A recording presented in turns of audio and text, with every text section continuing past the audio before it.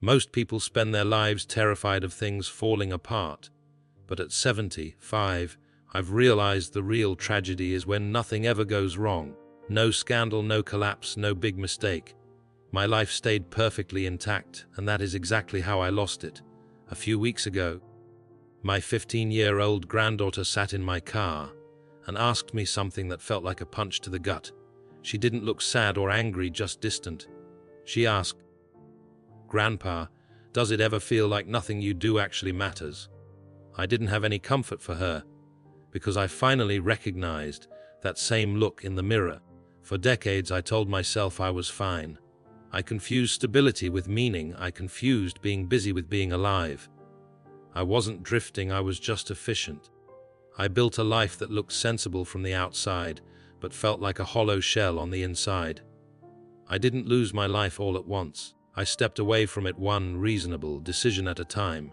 Today, I want to tell you how you can do everything right, meet every expectation, and still arrive at the end of your life, feeling like a stranger to your own soul. That belief made everything easier to explain. Long hours became dedication, emotional distance became maturity, repetition became commitment. I learned how to talk about my life in ways that closed conversations instead of opening them. If something felt off, I assumed that was normal. Everyone feels this way eventually. This is just what adulthood settles into. I believed that if I handled the visible responsibilities well enough, the rest would take care of itself. That closeness didn't need maintenance. That meaning would appear once everything else was under control.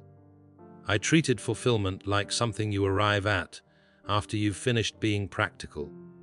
What I didn't see then was how convenient that logic was, how neatly it excused my reluctance to engage with anything that asked more of me than competence. It allowed me to stay upright without being exposed, to function without being examined. And because nothing visibly broke, I never questioned the structure I was living inside. Over time, the narrowing happened so slowly that I adjusted without resistance. What began as temporary habits turned into permanent patterns. Conversations shortened, pauses grew longer. I learned how to sit in the same room with people I cared about while keeping parts of myself sealed off.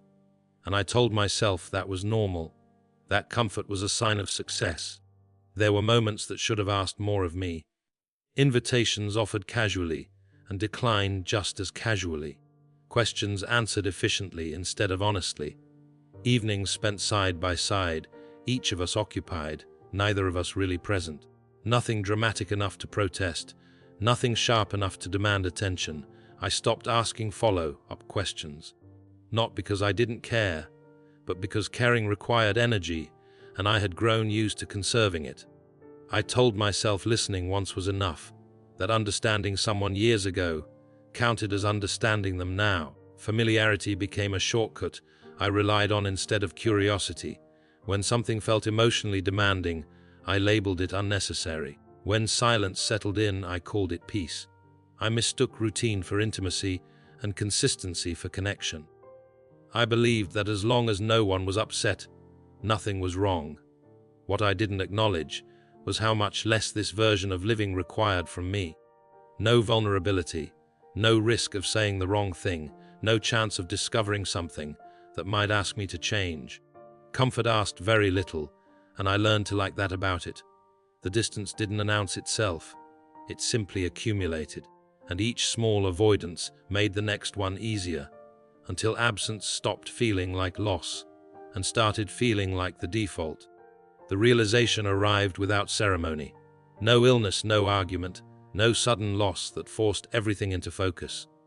That's what made it so unsettling. I was doing something ordinary, the kind of task I'd done 1,000 times, when it occurred to me that I could not remember the last time. I'd felt fully engaged with my own life, not unhappy, just uninvolved. I remember sitting there and trying to locate a sense of urgency, some emotional signal that something mattered. It didn't come. What I felt instead was a dull recognition that I had trained myself to move through days without needing much from them. I had become efficient at existing.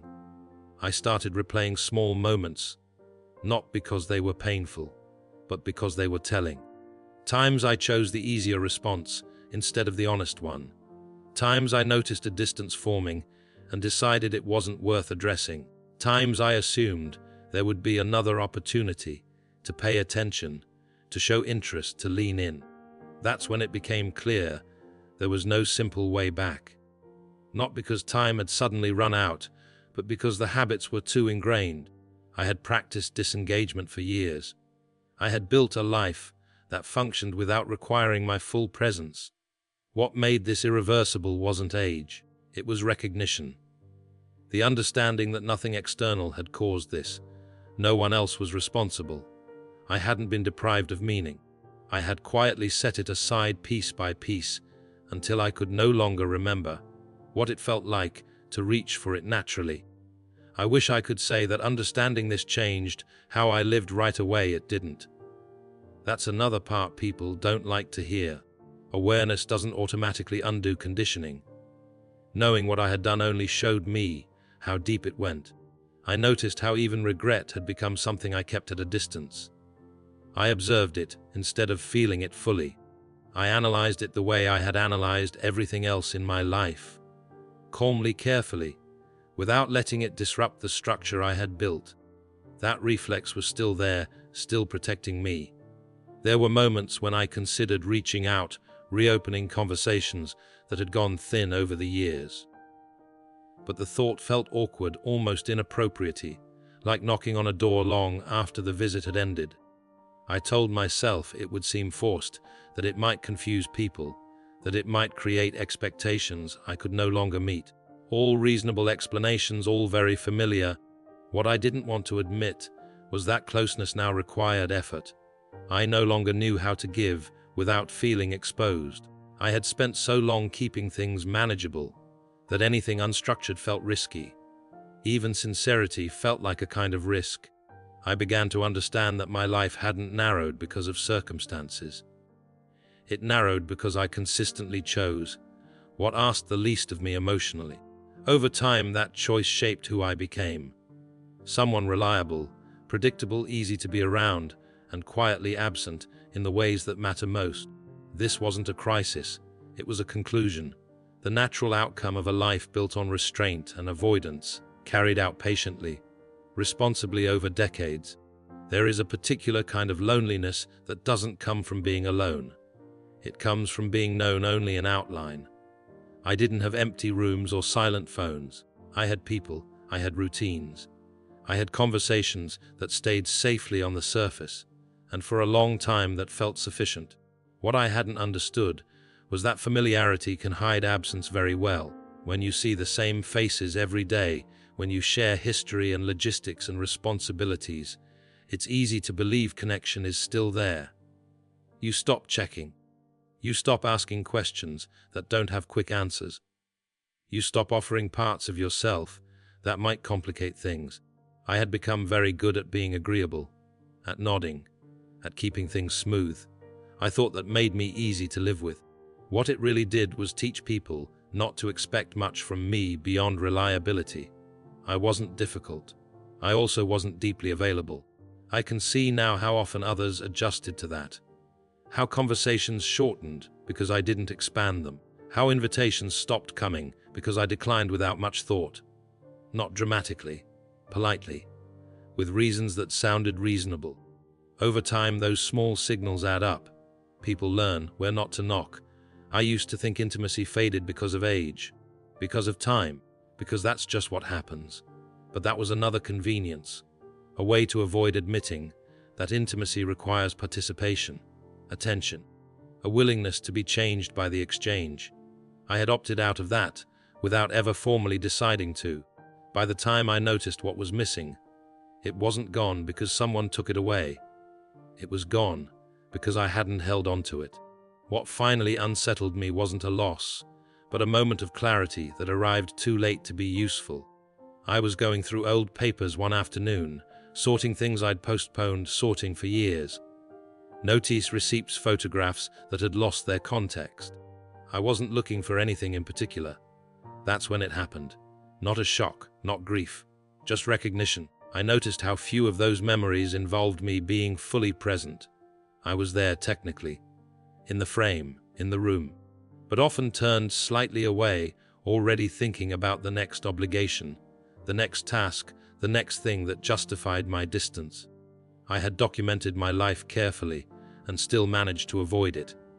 That was the moment I understood something I'd spent decades misunderstanding. Nothing external had taken my chances away. I hadn't been interrupted. I had been deferred, again and again by my own hand. And deferral feels harmless because it doesn't announce consequences. It just delays them until they're no longer negotiable. I realized that even if I wanted to change now, I would be changing from memory, not momentum. The habits that shaped my days had shaped me. The instincts that once could have led me toward closeness now guided me toward restraint. Not because restraint was right, but because it was familiar. There is a point where effort stops feeling brave and starts feeling unnatural.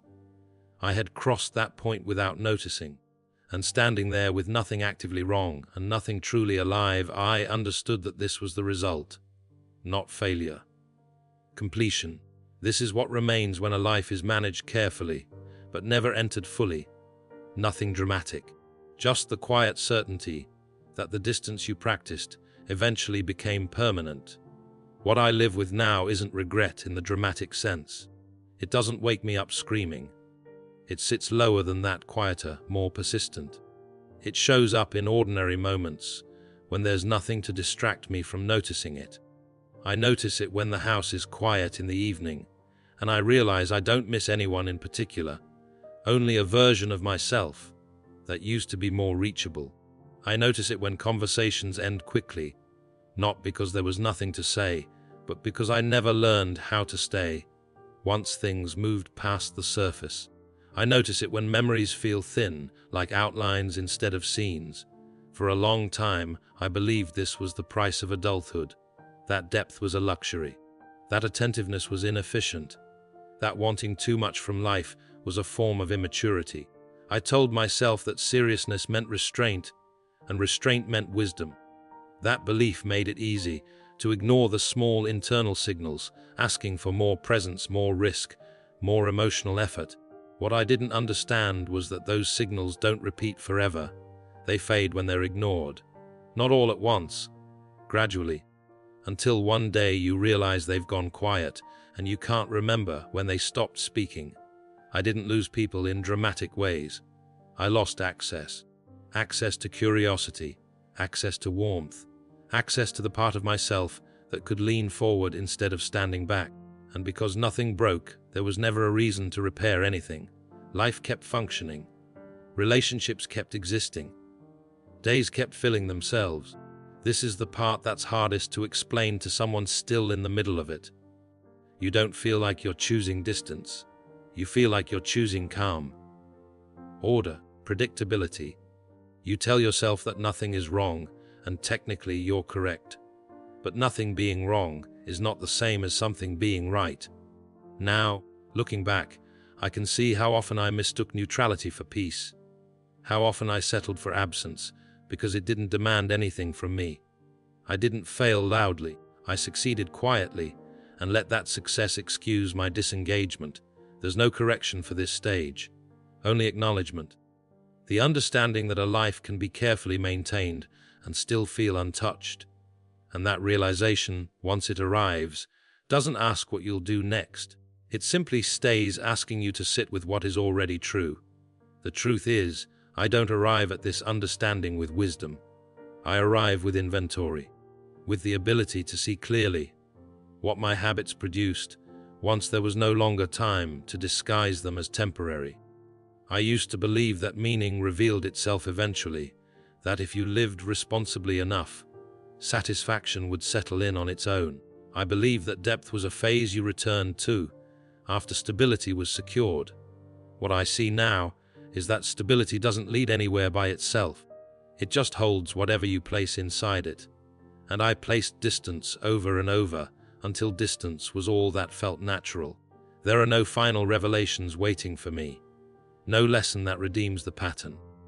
Just the understanding that attention is the only thing that ever made moments real, and I rationed it carefully, as if it were something to save, instead of something to spend. I don't tell this story because I uncovered a better way to live. I tell it because I finally understand the cost of living without fully entering your own days. The cost isn't catastrophe, it's subtle erosion, a life that looks intact from the outside and feels strangely hollow from the inside. This is where I am now, not broken, not desperate, just clear. Clear about how easy it is to move through a lifetime without ever quite touching it, and clear about the fact that clarity, when it arrives this late, doesn't fix anything.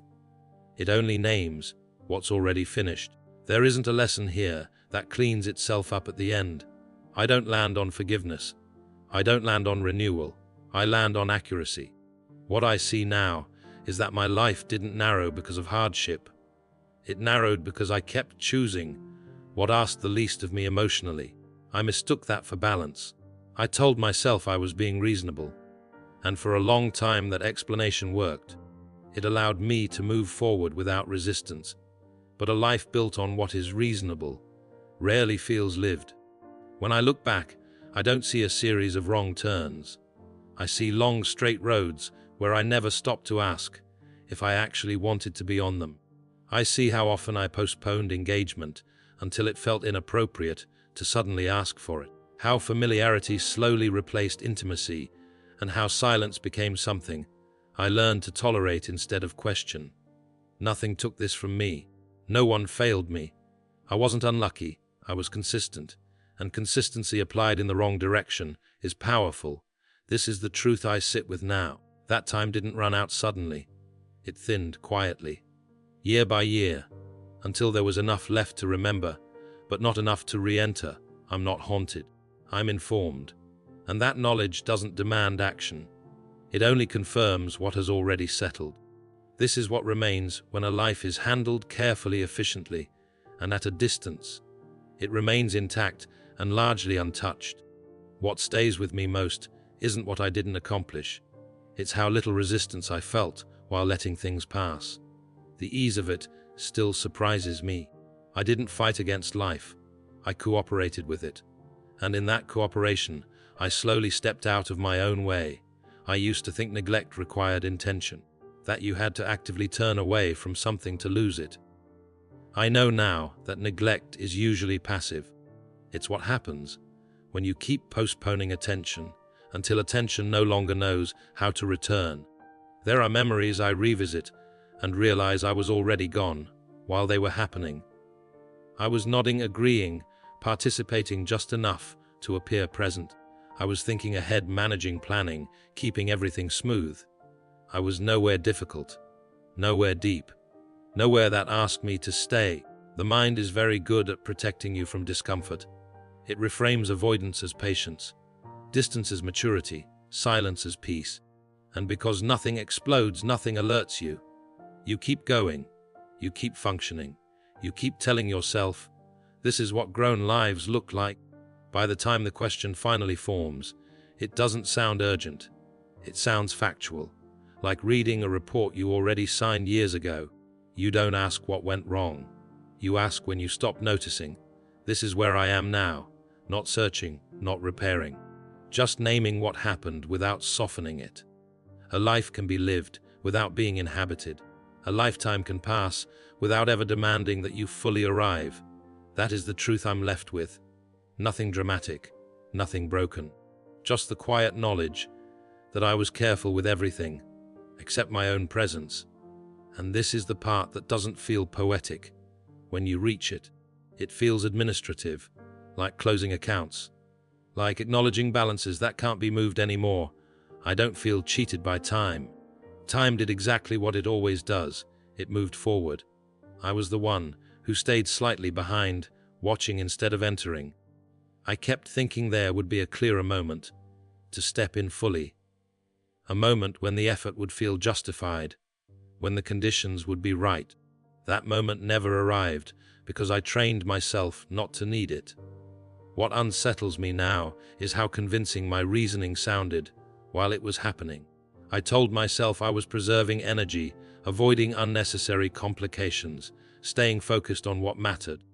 I didn't realize that what mattered was quietly shrinking, not disappearing, just narrowing until it fit neatly inside routines and obligations. When people talk about regret, they imagine sharp memories, obvious mistakes, moments they wish they could erase. This isn't that. This is softer and heavier. It's realizing that most of your life was spent maintaining the edges instead of entering the center. That you were reliable, reasonable, and present in the shallowest sense of the word. There's no anger in this realization, no panic, just a stillness that comes from seeing the pattern all at once. I understand now that a life doesn't have to fall apart to be over. It just has to stop asking anything new of you.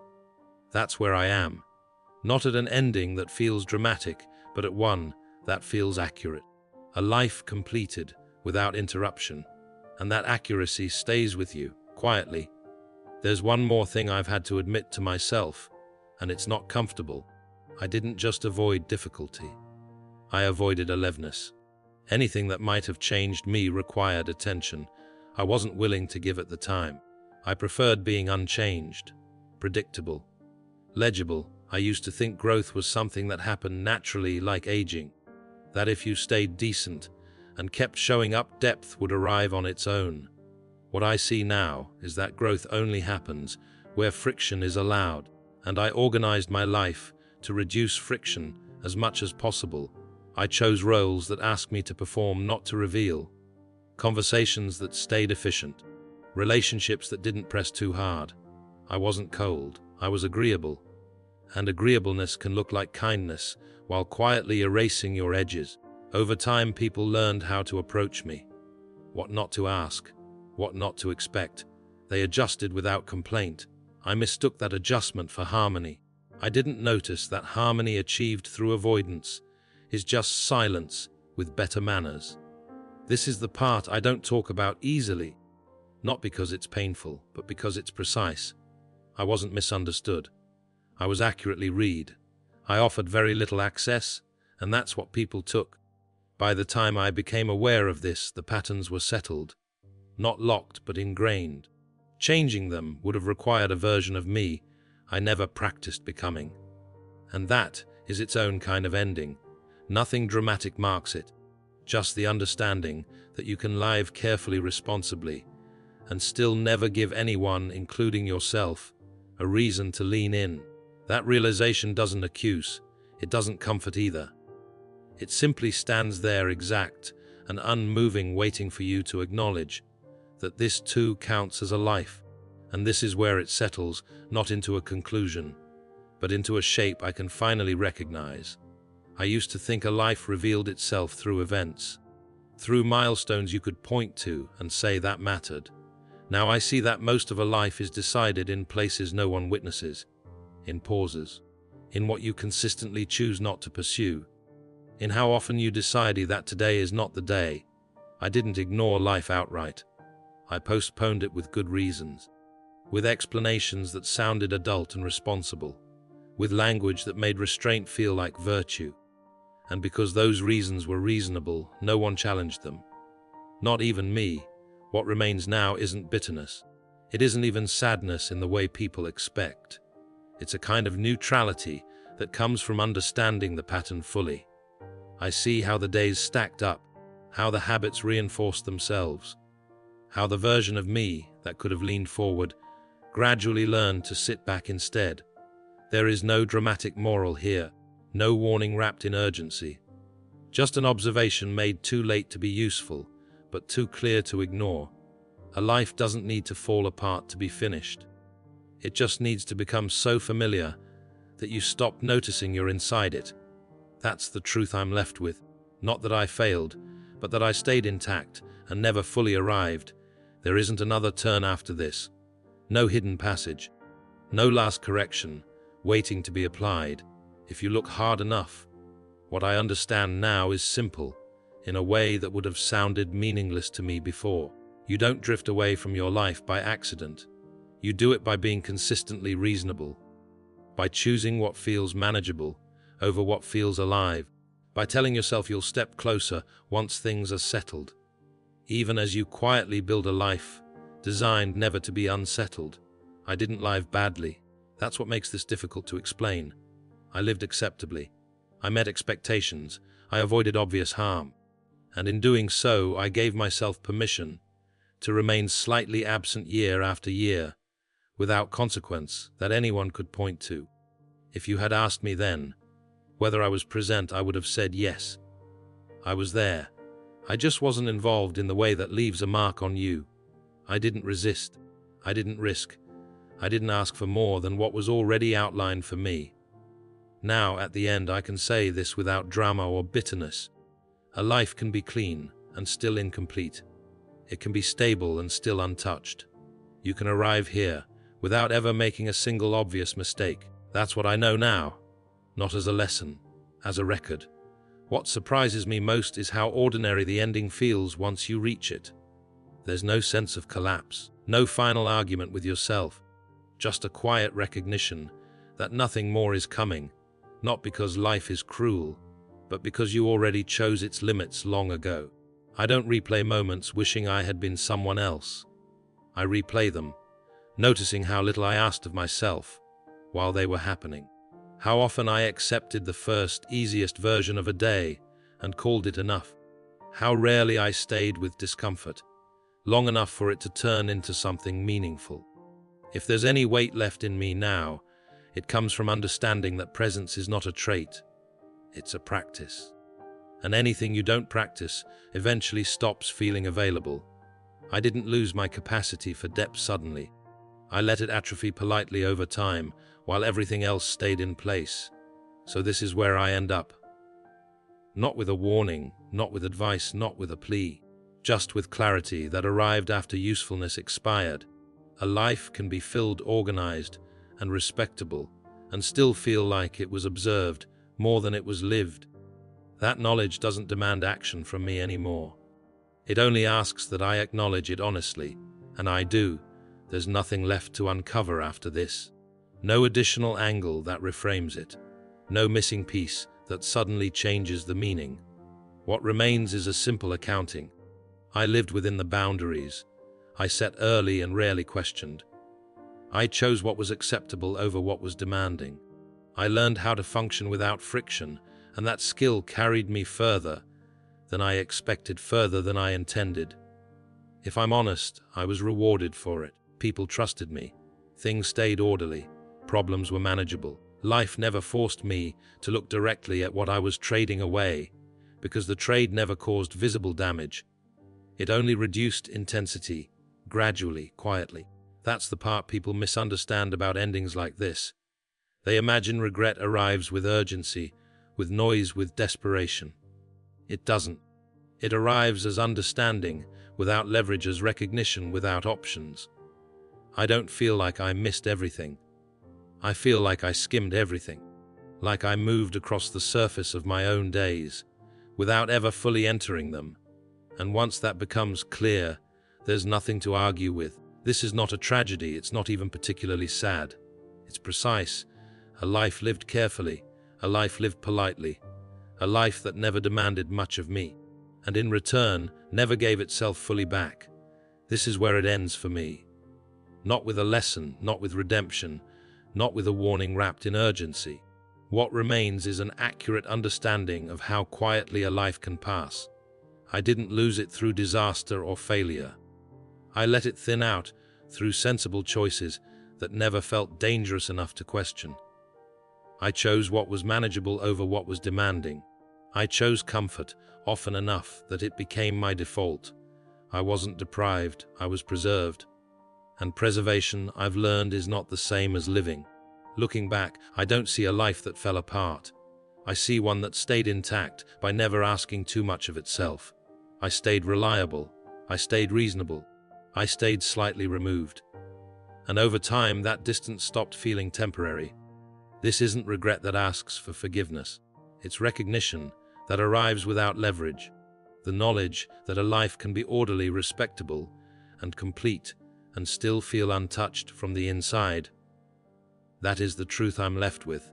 Nothing dramatic, nothing broken. Just the quiet certainty that I was careful with everything, accept my own presence. What stays with me most isn't what I didn't accomplish. It's how little resistance I felt while letting things pass. The ease of it still surprises me. I didn't fight against life. I cooperated with it. And in that cooperation, I slowly stepped out of my own way. I used to think neglect required intention, that you had to actively turn away from something to lose it. I know now that neglect is usually passive. It's what happens when you keep postponing attention until attention no longer knows how to return. There are memories I revisit and realize I was already gone while they were happening. I was nodding, agreeing, participating just enough to appear present. I was thinking ahead, managing, planning, keeping everything smooth. I was nowhere difficult, nowhere deep, nowhere that asked me to stay. The mind is very good at protecting you from discomfort. It reframes avoidance as patience, distance as maturity, silence as peace. And because nothing explodes, nothing alerts you. You keep going. You keep functioning. You keep telling yourself, this is what grown lives look like. By the time the question finally forms, it doesn't sound urgent. It sounds factual, like reading a report you already signed years ago. You don't ask what went wrong. You ask when you stop noticing, this is where I am now. Not searching, not repairing, just naming what happened without softening it. A life can be lived without being inhabited. A lifetime can pass without ever demanding that you fully arrive. That is the truth I'm left with. Nothing dramatic, nothing broken. Just the quiet knowledge that I was careful with everything except my own presence.